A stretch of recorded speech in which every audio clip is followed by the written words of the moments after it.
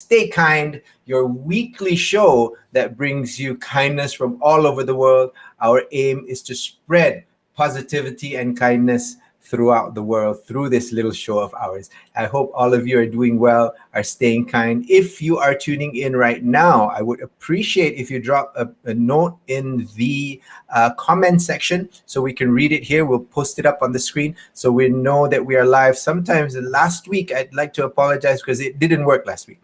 I don't know why. It suddenly did not stream to LinkedIn. It did stream, however, to YouTube about few minutes ago. I did try it out and it seemed to work. So yeah, so it seems to be live right now. So if you are here, please do drop a line just like Muhammad Shukri did.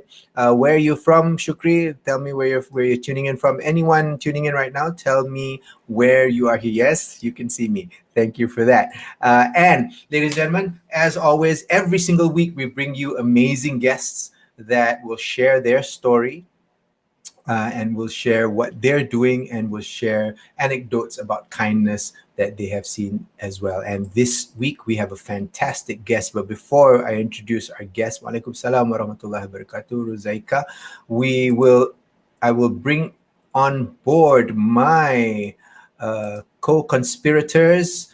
First of all, we have Nurul Fathiyah in the house. Apa khabar, Good Nurul? evening, everybody. Assalamualaikum warahmatullahi wabarakatuh. Waalaikumsalam warahmatullahi. We do have Fedora. Hey, Fedora. Hello, hi, Assalamualaikum warahmatullahi wabarakatuh. Good evening, everyone. We do have Rahim Osman in the house. Hi, everybody. Good to see you all again. Assalamualaikum. And last but not least, Ummi Sada. Hello, LinkedIn Malaysia. Apa khabar? So we do have people from all over the place, Ummi. As you know, we usually get guests from all over the world, not just Malaysia. We have Shukri from Taman Maluri. That's a foreign country for me, Taman Maluri. We have Bukit Jalil in the house.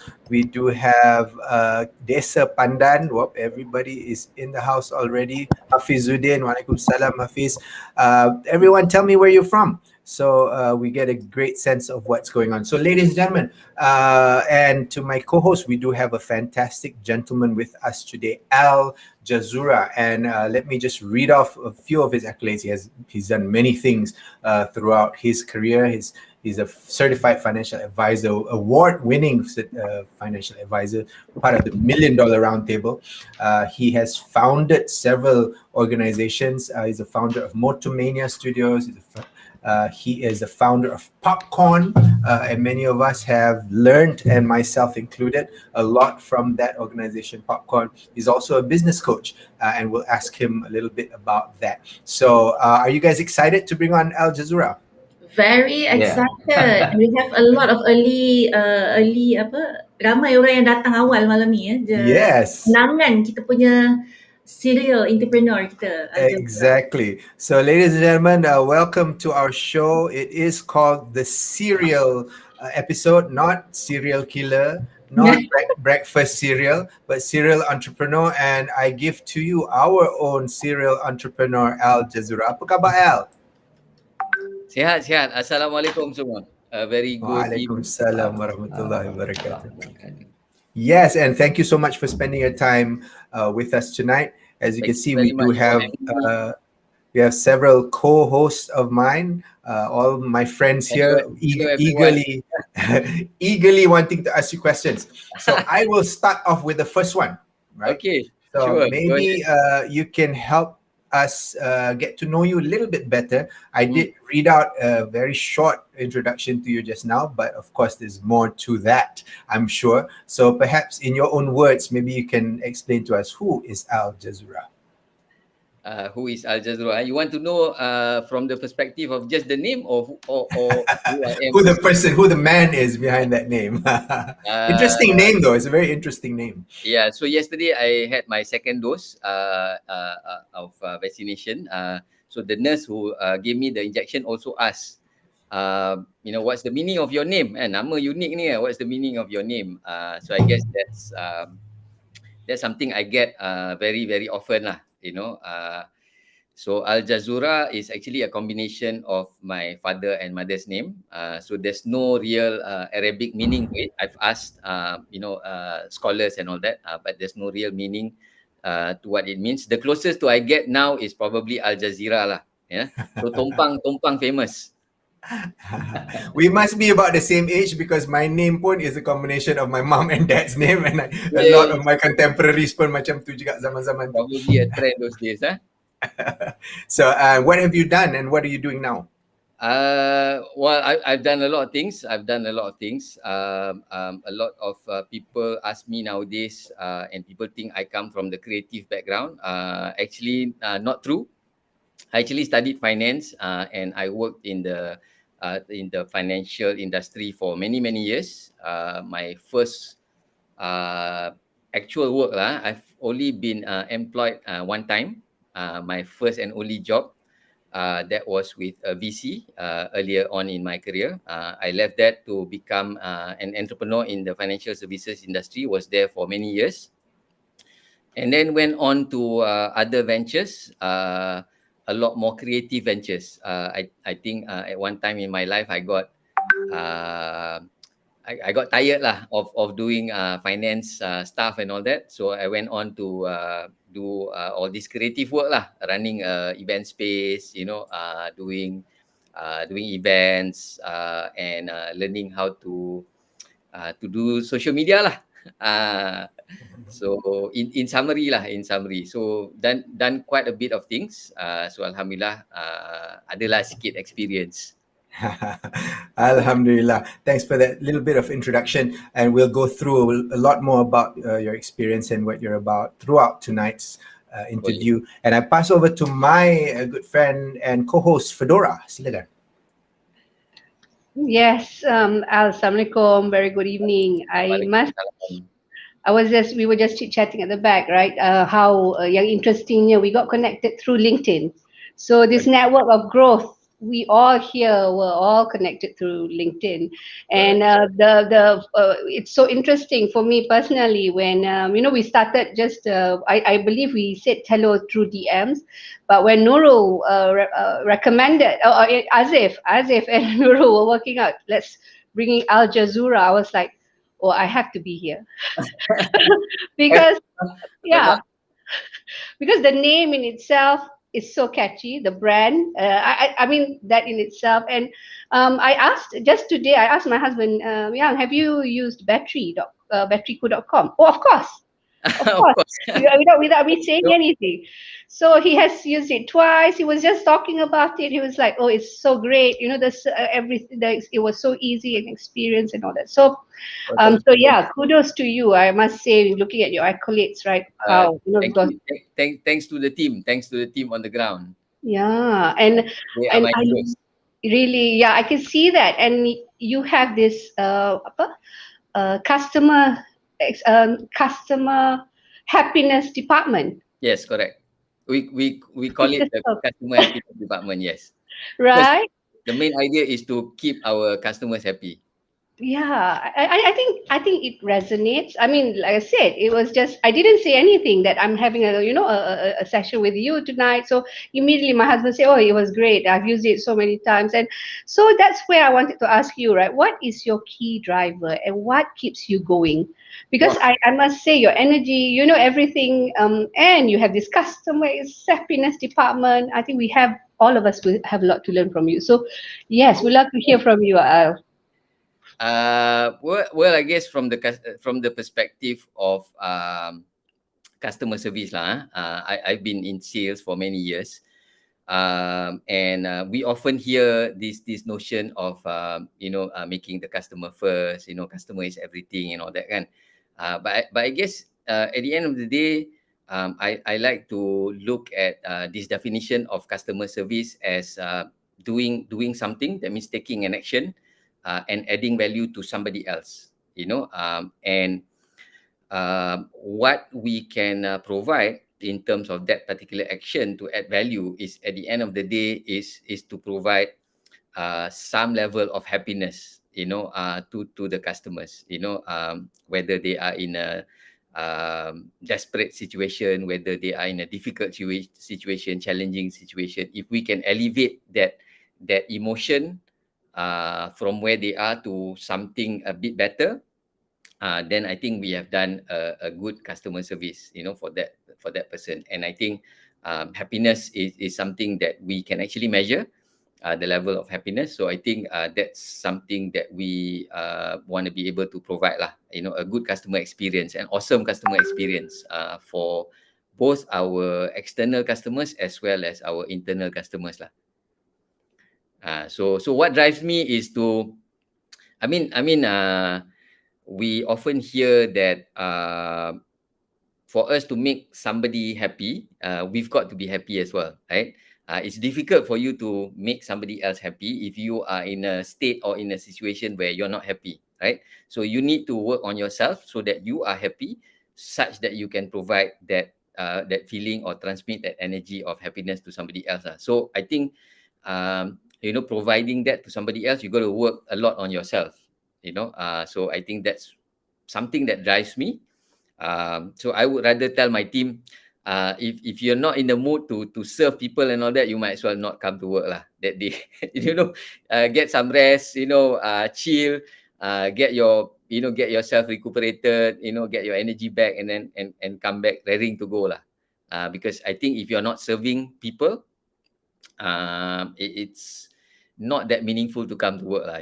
That's my take on it lah. So that's probably something that drives me. Yeah, I like I said, I believe it resonates from your, the energy that you portray, because like you say, it's about making your customer, happy, and from a state of a certain level to, and like, for example, if I quote batteryku.com, right? A lot of the time people are in dire needs, right? At that point in time. So, yeah. And kudos to you. So thank you for sharing. With that, I'll pass it over to Nurul. Over to you, Nurul. Okay, thank you, Fedora. To prepare for tonight, I actually Google a lot of things about you. Oh, really? Wow. I need to know who I'm talking to, right? That's Buka dangerous. LinkedIn, buka you punya Facebook, Instagram, Okay. news, anything that I can get to know I've got about so much things on Google lah. I'm not sure whether you want to know everything. Yeah, but I'm there. Do you know that your LinkedIn profile, when we download your profile, not just to get to study you, there are 8 pages, which means there's a lot of information there. So Okay. I think it's time to reduce maybe. No, don't. It's all valuable information about you, and it's super awesome. Your profile, and throughout my search, I realized that your friends called you a rebel entrepreneur. So this is my question, right? What is the story behind rebel entrepreneur? So that's number one. And number two, throughout your journey, you start a business, and then you move on to the next one. How do you know when to start and when to stop? So those are 2 questions from me. I think rebellious in a way that I don't quite like to take instructions lah kot. And maybe I have my own perceptions, I have my own opinions, and I do accommodate team members and all that. However, I do have a strong feeling when it comes to certain things. And I guess in a way, there's some rebel in me lah, that I want to do things certain way, and I will not do certain things a certain way lah. Your next question, how do I know when to start or stop something? Well, I don't really know when to start. Sometimes the opportunities that come my way are not known earlier. So I always tell people I deal with the cards that's presented to me. I think it's just by nature. Allah sends me all these things in front of me, and I'll deal with it at that particular time lah. So I don't really know sometimes what to start or when to start certain things. However, I do know when to stop lah. When to stop. There's certain things that I don't tolerate or don't accommodate. So when those kind of things happen, then I know it's time to move on lah. only maybe things like COVID, that one tak boleh buat apa lah kan. That one is probably something bigger that I can't control. So yang itu jadi, I have to move on jugalah. Okay, All right, great. Rebellious, I answers your question lah, without going into too much details lah. Great question and great answer. We have a note from one of our viewers, Muhammad Shukri Jamlus. He said you look like Pian Habib lah, bro. Oh, thank you. Tapi Pian rambut panjang sikit, dia punya janggut panjang sikit, dia punya cakap pun style lah, style. Yeah, I like that. All right, moving on with the next question. Perhaps Rahim has a question. Okay, Assalamualaikum, Al. Salam. Yeah, I actually betul. The first thing that when they proposed your name, I was confused. Don't tell me the Al Jazeera. That's a common. I'm sure you got that many times, right? Yes. I think the last couple of years ni, yes lah, Al Jazeera tumpah lah. Yeah, I guess probably you can use that one as a quick gimmick in terms of how people can recognize your name. Yeah, I actually do. Okay, apa ni? We all, many people, you have gone through several cycle of doing business. I slightly a different approach because I'm into a business, but I stay with it. It means I'm staying in that business. I build up the business, and hopefully one day it becomes big. But doing business is not easy. I think you have gone through that, and now you're a business coach, and you also with this batterycool.com. Even when I talk to my staff today, right, when I mentioned that tonight I have cash from batterycool.com. Oh yeah, I've been using that service. A few of them, not only one, but a few of them. But they have a positive feedback about that. So which is good. I think it's good to have a locally owned, a company who can actually provide this kind of service to public. Thank you so much for the kind words. Yeah. No, actually that is true. Except I haven't used the service yet, but probably soon. Yeah. But okay, back to my question, right? Because all of us, right, wanting to do business, all of us, many of us, in fact, wanted to be your own business, your own boss. Yeah? But not many people are aware, when it comes to business, it's not easy. Yeah? It's easier to say than done. Yeah? So in this case, because even on my case, right, even until today, right, I faced a lot of problems. If you study in the US, I call it business 401. Any things about business, I'm facing them now. I don't have to go into detail, but the thing is that these are the things that many people are not aware. People just simply want to go into business and they want to be their own boss. They thought they don't have to report to anybody. So that's why I think a lot of people think okay, why not I go into business? But the thing is that they don't know actually there are so many challenges, and this is where again because you came from building up several business. That's why they call you a serial entrepreneur, right?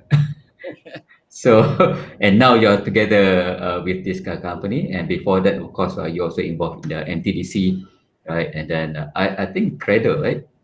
Were you involved in Cradle? As one of yes.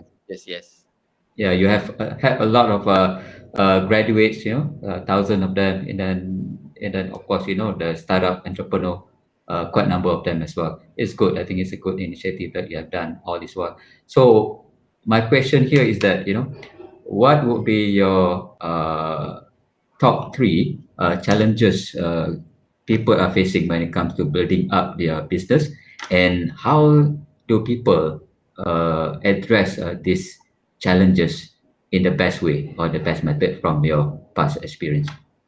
Yeah. Okay, a tough question actually, because you only want three, right? You only want three, right? The top three. Yeah, top three.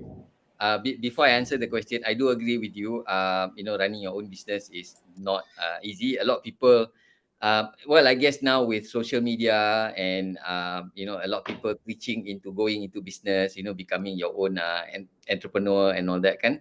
A lot of people have this notion that if you want to be rich, become an entrepreneur or go into business lah. I tell them that's not true. That's the fastest way for you to actually go into bankruptcy or trouble lah. Starting your own business. So you want to do it. With some cautions lah, with some cautions lah. I think the top three things if you do decide to go into entrepreneurship is to make sure that your accounts are taken care of. I'm not talking about making the money lah. I'm talking more about taking care of the accounts. Yeah, because I see this as one of the biggest problems that a lot of entrepreneurs face. Whether they are at the startup level, whether they are at the SME level, accounts are usually taken for granted. They don't, keep their accounts intact. And I share with them this philosophy lah. You got to respect your business. If you don't respect your business, you can't grow your business. And respecting your business means you keep the books properly. There's this notion of the company's money is my money. That's totally wrong lah. So that I would say would be the first thing. Yeah. First thing if you want to run business. Second thing is of course when you start, sometimes you start on your own. But for you to scale, you need to have a team. And the best way, I mean, this is not the only way lah. But based on my experience, find a team member who is complementary of you. If you find somebody who, because sometimes you get together with friends and colleagues and all that kan, you brainstorm and you have this idea. However, you both come from same background, able to do certain similar things and all that. When that happens, that's not the best kind of partnership. So you want to find a team member that's complementary of your strength. That's the second one. The third one, I would say to try new things lah. Sometimes we are fixated with the idea of doing things a certain way, and not to say that it's wrong, but I think we need to test and measure quickly so that if it gives us signals that it's not working, we gotta change our strategies a little bit. And I tell people it's not that so when you track certain things, you got to be able to view certain metrics, and I tell people this lah. It's not that I don't trust my team member, it's just that I trust the numbers more. Because the numbers don't lie, right? Because the numbers True, very true. So those would be the top three things that I would look at lah. So looking at numbers, looking at your being able to track your activities, being able to measure certain of your activities are very crucial lah. So this I would say is the top three things lah. Well, I definitely agree with you with all these three items. In fact, I have more, but anyway, I respect the top three. For example, Yeah, you start. yeah, I'm sure there are many more. But for example, the number one you mentioned about money, right? I think that is a common mistake by many entrepreneurs, many business owners, because they thought, the company's money is their money. So, it's not true. You have to actually separate that, make sure that, as a business owner, you only take the profit. From the profit, you declare dividend. From there, you can actually own the benefits, rather than every time you got a project you start spending or splurging the money with some of these luxury things. That's pretty common among many business. I agree with that. And then the last point, of course, you mentioned about change, right? Pivot. I think a lot of people say about pivot now, right? And I think it's another major setback also for many people, because they thought by admitting mistakes, right?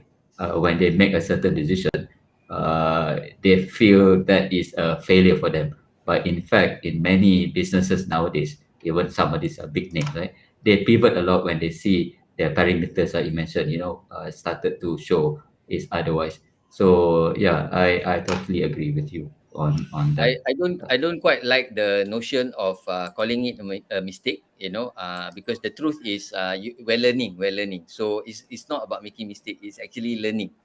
So you find something's not working, so you learn from that and you move on.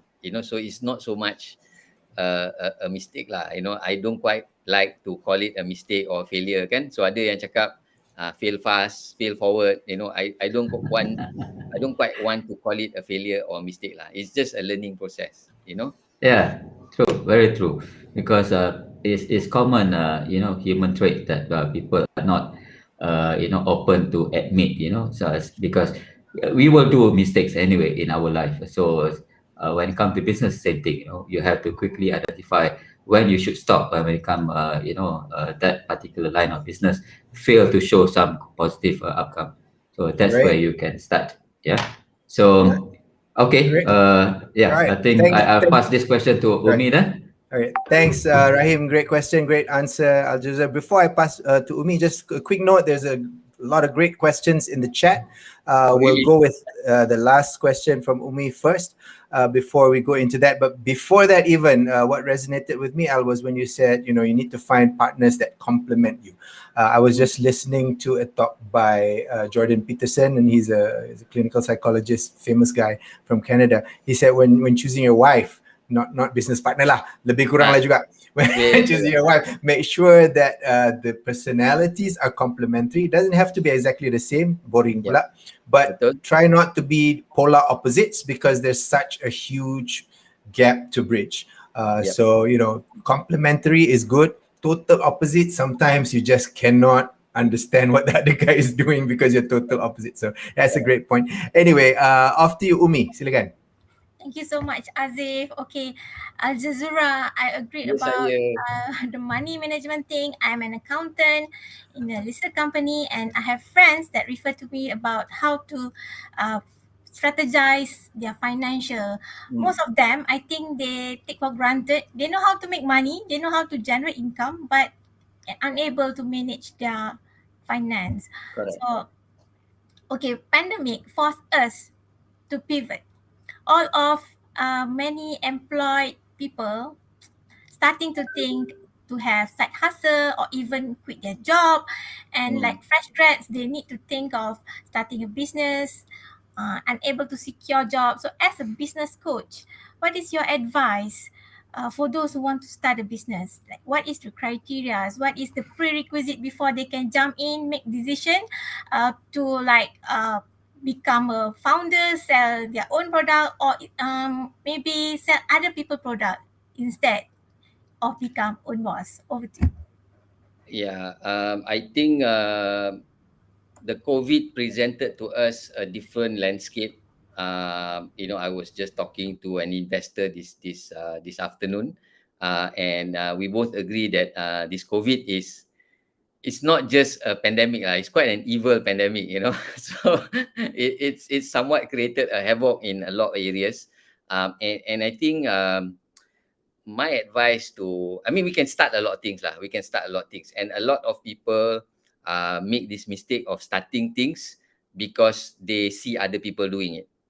They see other people doing it, and a lot of times when I coach people, first question I ask them is, why do you start this? And a lot of times they can't answer. They can't give you a precise answer because they have not actually dig deep into themselves and really ask that question of, is this something that I really want to do? Is this something that I'm passionate about? Is this something that I will pursue and continue for a very long time? I agree with one of you that apa tadi Rahim cakap kan, dia start business, dia buat lama. So that's one of the models, and you can only do this if you're really passionate about something that you're doing. Maybe in a way, for me, my experience was a lot of exploration, a lot of going out there, going into all these wild adventures and really finding what actually resonated with me. However, at this point, I think it's a lot better if you pause and ask yourself, what would be one or two areas that I'm really passionate about, and how do I craft out opportunities around those things? Because those things will take you longer, take you further, as compared to just starting a business because somebody else is also doing it. I think that's especially now during this pandemic, that's gonna hurt you a bit more lah, because now we see a lot of people are coming onto online platforms. Competition is not like before. Social media punya landscape and algorithms have changed. It's not as simple as what it used to be 5 years ago. So I think something that will last you longer and further is finding out something that you're really passionate about, or something that you actually have skill in. I mean, there's a lot of ways on how you find all this passion and all that. One of it is Ikigai, a great book. You can search over it on the internet. That is a technique on how you actually ask questions and find out what you are passionate about and what you actually have strengths in. I think that's a good way to start, as compared to just see whatever other people are doing and just jumping in. So that would be my advice to somebody who wants to start out in life lah. And also same with graduates. I don't tell them to immediately go into business, or start doing business and all that. The way I would advise them is, you want to look for opportunities at this stage.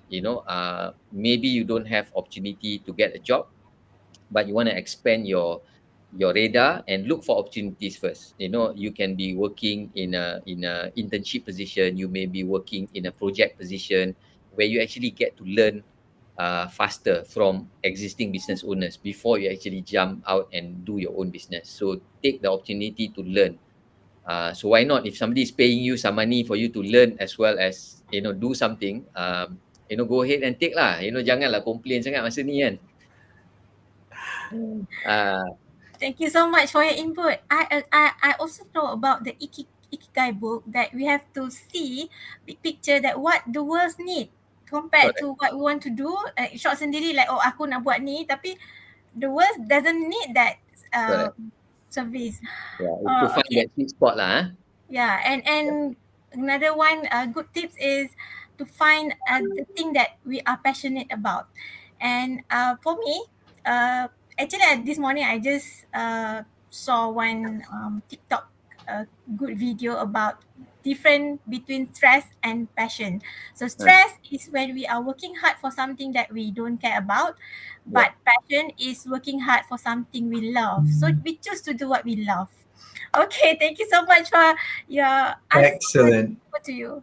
Wonderful question and answer. I've been there as well, Al. I was an entrepreneur for more than 10 years.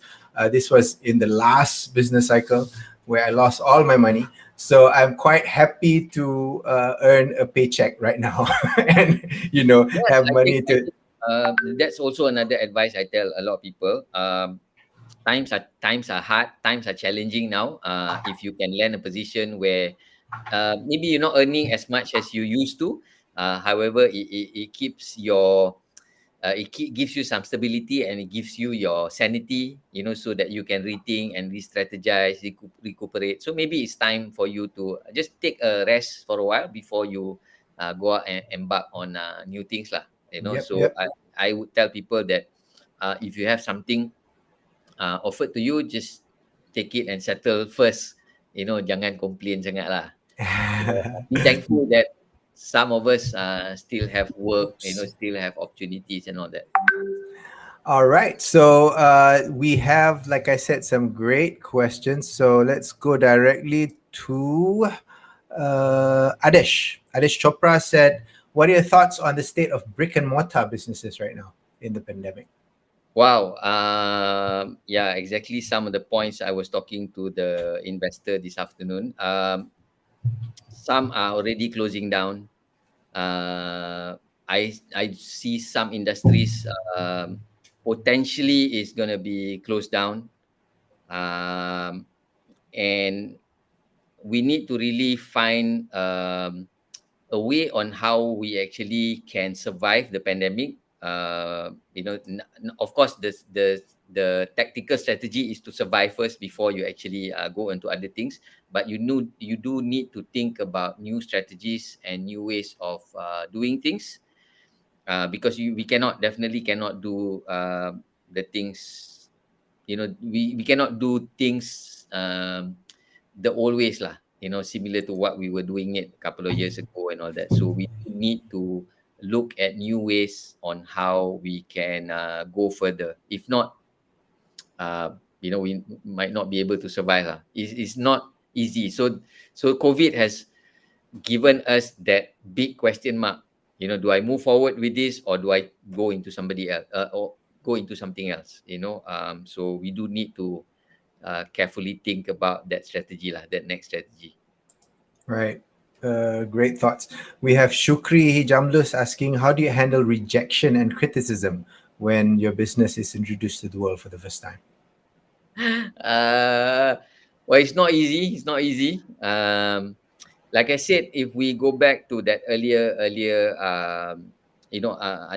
question by Nurul, if it's something that we really are passionate about, something that we really believe that the world needs, and we can actually do an exchange, where people actually pay for that services, we will eventually be able to pursue that. Yeah.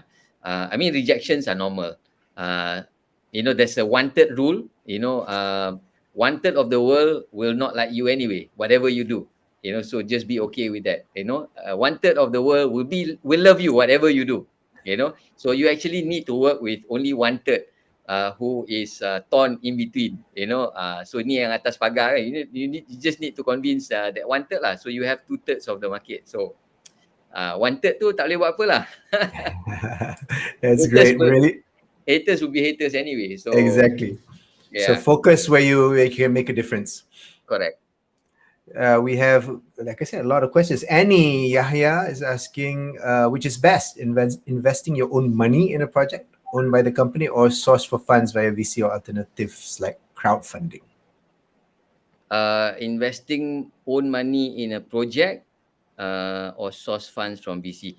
I think for you to want to get funding from VCs and all that, I think first things first, you got to invest your own money lah. If my acid test is very simple. I used to be in VC, and I still work with a lot of VCs nowadays, and I help coach startup founders, and for them to pitch to VCs and all that. And I tell them there's this acid test lah. If you as the business owner don't believe enough in your business to actually put in your own money, no VC will believe you.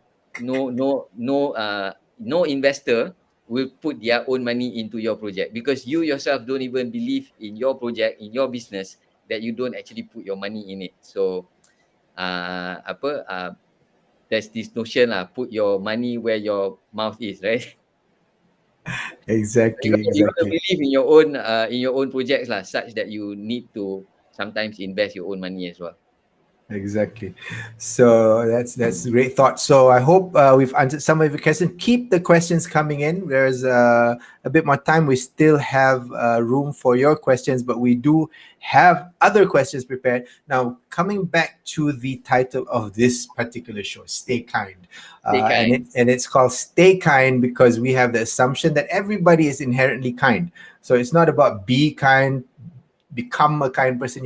Everyone here is already kind, and it's just staying that way. So from your vast experience through business and in your job previously and coaching all of these people, can you share with us an anecdote, a story, a time when you saw that kindness was really real for you, and something that made an impact on you personally? There's a lot lah actually kan. I often use this notion or this saying, if you have to choose between being right and being kind, always be kind lah. Because we just don't know what other people have gone through. Sometimes we come across, or we make remarks, we give statements, we give opinions coming from our perspective, standing in our shoes. but we don't know what that particular person has gone through or is going through at that moment in time. So we really don't know. So I used to have this particular poster when I was starting out my journey as an entrepreneur and all that. So I was coached where partly to handle rejection kan. And sometimes we get frustrated when people don't give us a positive answer and all that kan. So this particular guy told me, and he actually gave me this poster. So a poster of a shoe with one of the soles being very worn out, and it says before you criticize somebody, walk a mile in their shoes. And that got stuck in me for a very long time, such that I understand my clients. I give them the leeway of listening to them and having empathy, because I think that's the best way to handle situation. Just be kind, and be okay with it lah. Be okay with it. Excellent. So Is there that the, are many stories lah. Aku tak tahu nak start kat mana je. So that's something simple that I can share lah. excellent? I'll pass on quickly to Fedora. Yeah, Al, I think previously your role in Social Enterprise Academy of Malaysia, Yeah. right? You spoke about, social impact. I remember back in my previous role, we were always looking into, when you do CSR, what's that? How do you measure impact? Yeah. But we would love to hear your experience. How did you get onto CSR? What got you to CSR, and why CSR, and what's the important? What's in it for you? Well, I think in a way it teaches me to give unconditionally. That's one of the things I learned from going into CSR.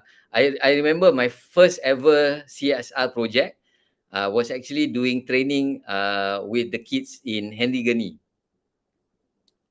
Henry Gani school kan? Yes, sure. So those juveniles, delinquent juveniles, and that was my actually first CSR project, doing it for another organization, and that taught me a lot lah. And I've always believed in CSR after my experience in doing that project, and I've always had a soft spot lah for all these NGO social enterprise. So when I got the opportunity to go into social enterprise, I took it, and I now see the importance of the third sector lah. They call it the third sector kan, these NGOs and social enterprise, and I think the world be a better place if all of us have some degree of being kind lah. I don't know how to describe it, but I think if we practice being kind a lot more, I think the world's gonna be a better place. Yes, I think that's an epitome of stay kind. I think it just fits so nicely. I mean, in the spirit we want to encourage here also. So thank you for that. I would like to, Auntie Nantila, on the side, I'll ask you more about social impact and all that to learn. So yes, over to you, Nurul. Thank you, Al. Thanks, Fedora. So Al, I believe that is the spirit, the stay kind spirit or be kind spirit that you bring to Bateriku. And Bateriku also has their own CSR unit or program rather that is called B Squad. So tell us more about B Squad. Itu seronok je. Actually, I resonate a lot with organisations that does a lot CSR work and all that. And for your information, Bateriku dah buat CSR ni dah lama dah. Cuma B Squad ni macam barulah. B Squad ni bukan sahaja untuk buat CSR. B Squad ni is also to do some outreach work, to do some content around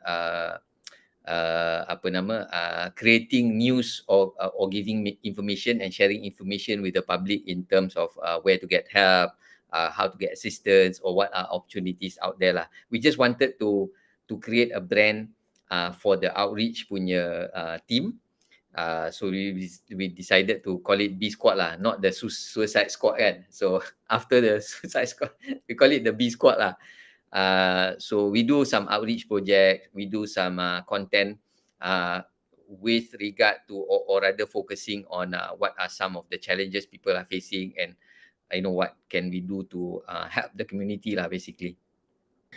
Just a mini question before I pass to Rahim. So the B Squad is driven by you, or it is actually driven or initiated by the own team, your own?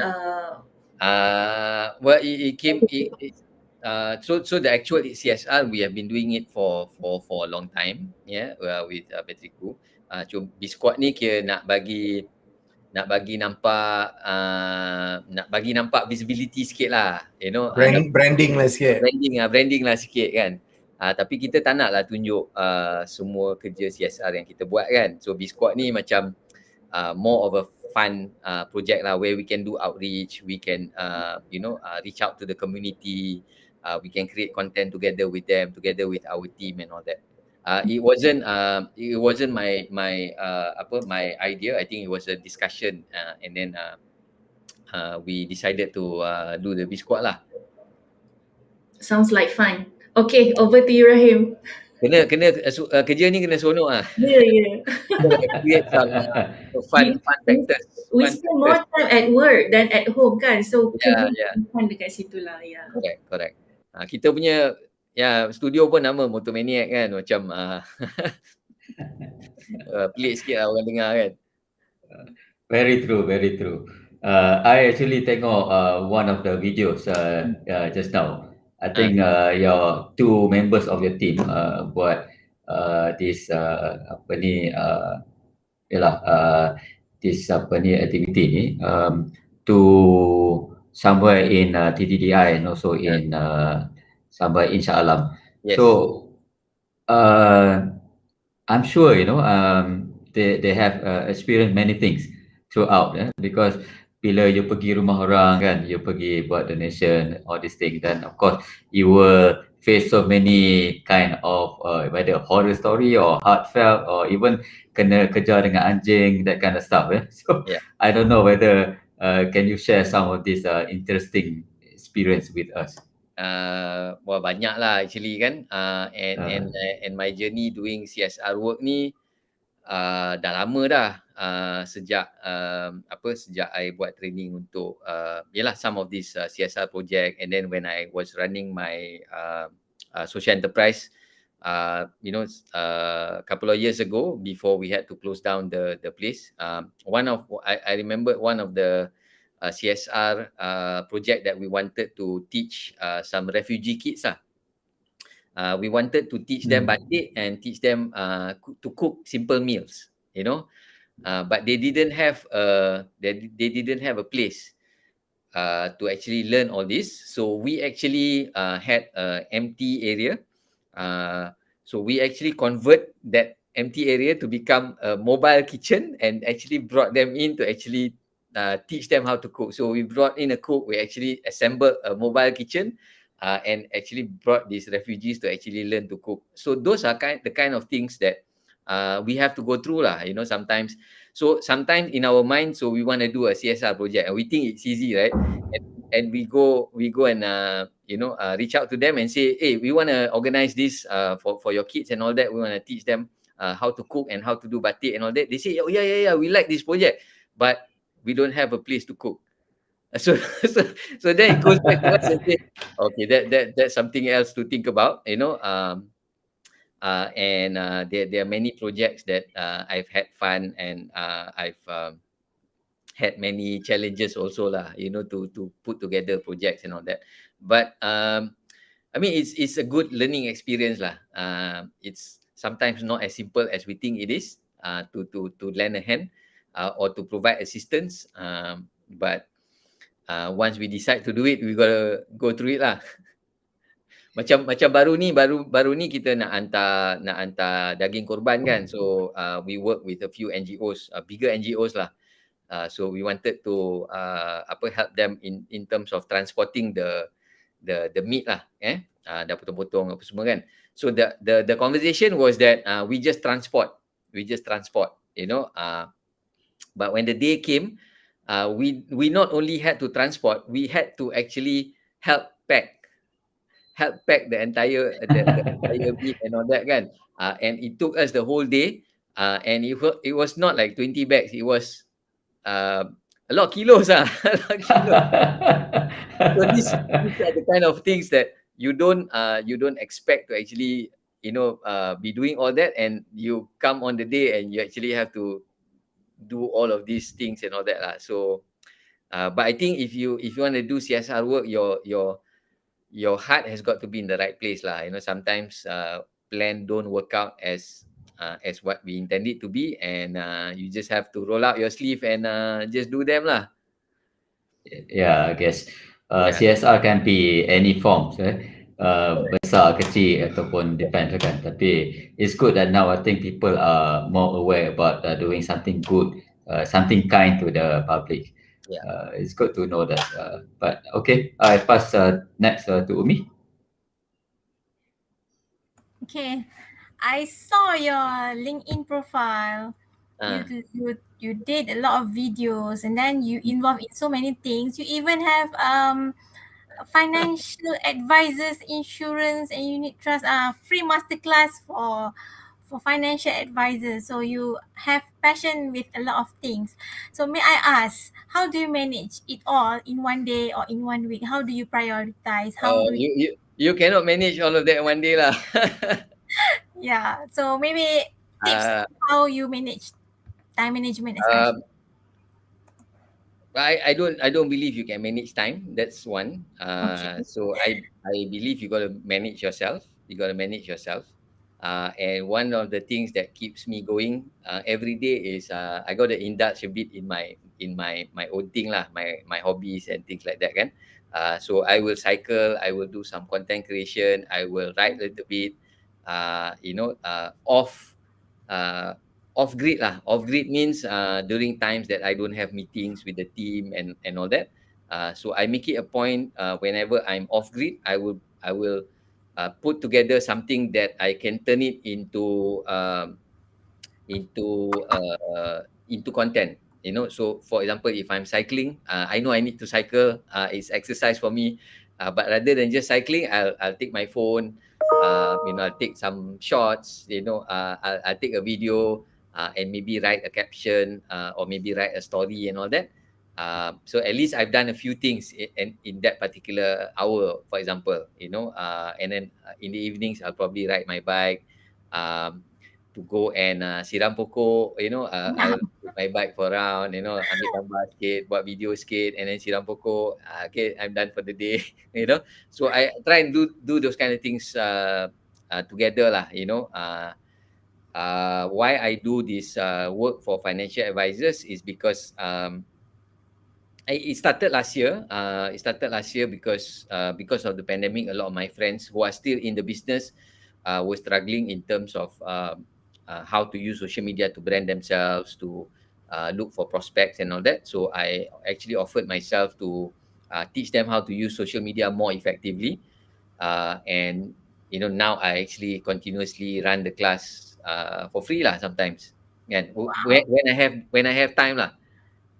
So I have a group that I create content for, and I just leave that group running, so they can come and learn, whatever they want to learn about social media, about creating content on LinkedIn, or about shooting some simple videos and all that. So I just do it for community lah. So that's my personal CSR lah.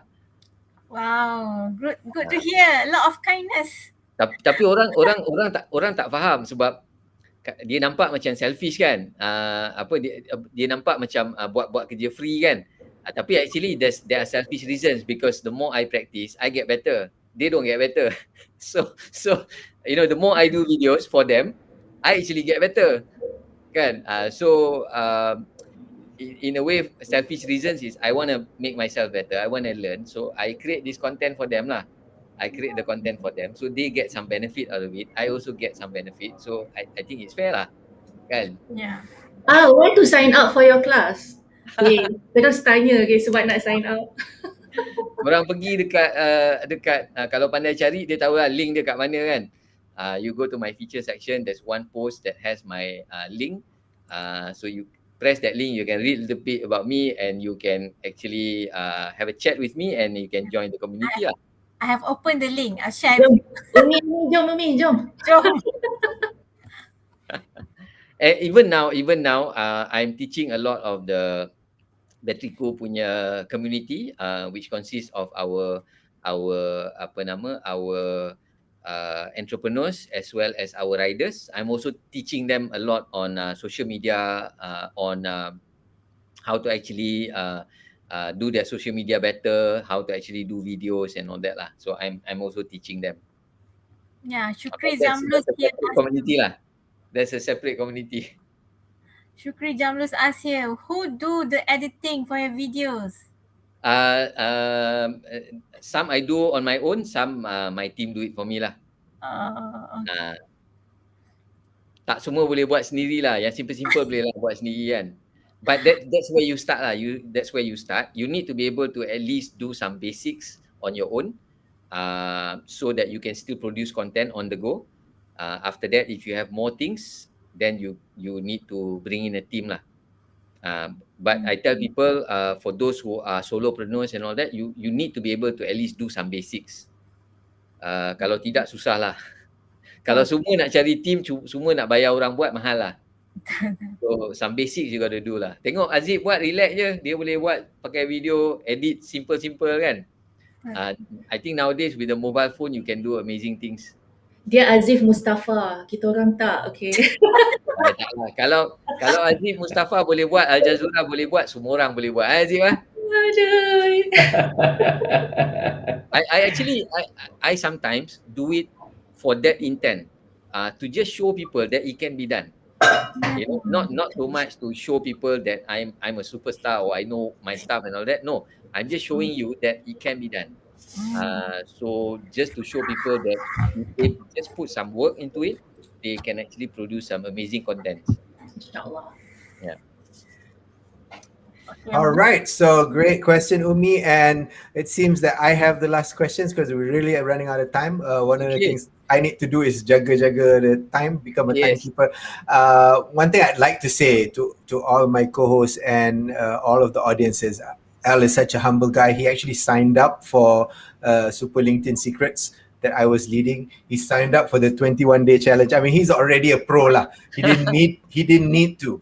But he came and he joined us, and he was active every single day. He posted for 21 days. He posted all the videos that I asked him to post. Padahal dia lagi terror daripada I. So kudos to you, Al. Sometimes you just need momentum. Yep. Sometimes you go off on the side, and you get sidetracked and all that kan. So sometimes you need help of friends, need help of community and all that kan, to just drive you. So I thought, okay lah, let's have fun with this group and all that kan. So learn a few things, and participated in the group. So that drove me a lot more.